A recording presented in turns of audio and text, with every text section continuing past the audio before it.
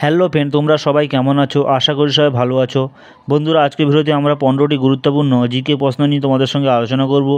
যেসব প্রশ্নগুলি ফ্রেন্ড বিভিন্ন পরীক্ষায়, তোমাদের চাকরির পরীক্ষায় এসে থাকে। তো ফ্রেন্ড, চলো ভিডিওটি আমরা শুরু করি। সর্বপ্রথম প্রশ্নটি দেখতে পাচ্ছ ফ্রেন্ড, বিজয়ঘাট কার সমাধিস্থল? তোমাদের জন্য অপশান রয়েছে লাল বাহাদুর শাস্ত্রী, বীরেন্দ্রনাথ শাসমল, রবীন্দ্রনাথ ঠাকুর এবং মহাত্মা গান্ধী। তো ফ্রেন্ড, তোমাদের এখানে সঠিক উত্তরটি হয়ে যাবে অপশান ডি, মহাত্মা গান্ধী। 2 নম্বর প্রশ্নটি দেখতেই পাচ্ছ, বিশ্ব পরিবেশ দিবস কবে পালিত হয়? তোমাদের এখানে অপশান রয়েছে 12ই জানুয়ারি, 5ই জুন, 4ই ফেব্রুয়ারি, 23শে মে। তো ফ্রেন্ড, এখানে তোমাদের জন্য সঠিক উত্তরটি হয়ে যাবে অপশান বি, 5ই জুন। তৃতীয় প্রশ্নটি দেখতেই পাচ্ছ, ভারতের কোন শহরকে গোলাপী নগরী বলা হয়? তোমাদের জন্য অপশান রয়েছে কাঠমান্ডু, বারাণসী, জয়পুর এবং চন্দননগর। তো ফ্রেন্ড, এখানে সঠিক উত্তরটি হয়ে যাবে অপশান সি, জয়পুর। চতুর্থ প্রশ্নটি দেখতেই পাচ্ছ ফ্রেন্ড, ফিনল্যান্ডের রাজধানীর নাম কি? অপশান রয়েছে বুদাপেস্ট, সোফিয়া, নিকোসিয়া, হেলসিঙ্কি।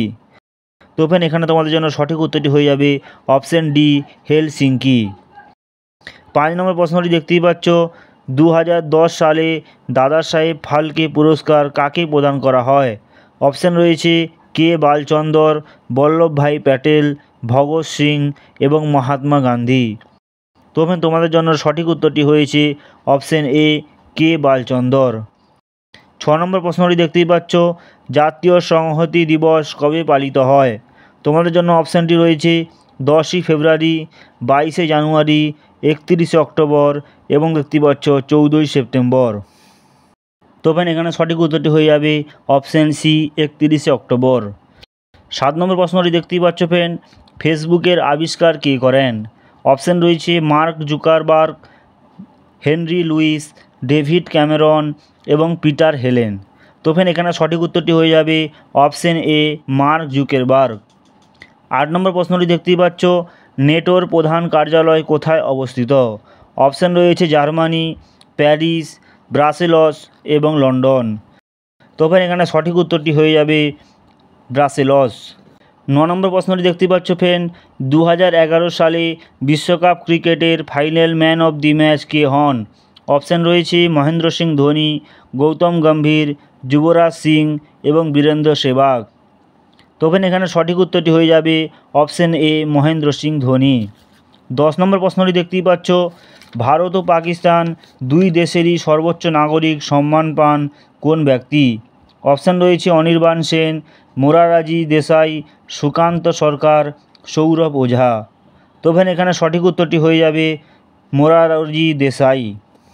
11 নম্বর প্রশ্নটি দেখতেই পাচ্ছ, মস্তিষ্কের কোন অংশ দেহের ভারসাম্য রক্ষা করে? অপশান রয়েছে থ্যালামাস, গুরু মস্তিষ্ক, সুষুম্না কাণ্ড, লঘু মস্তিষ্ক।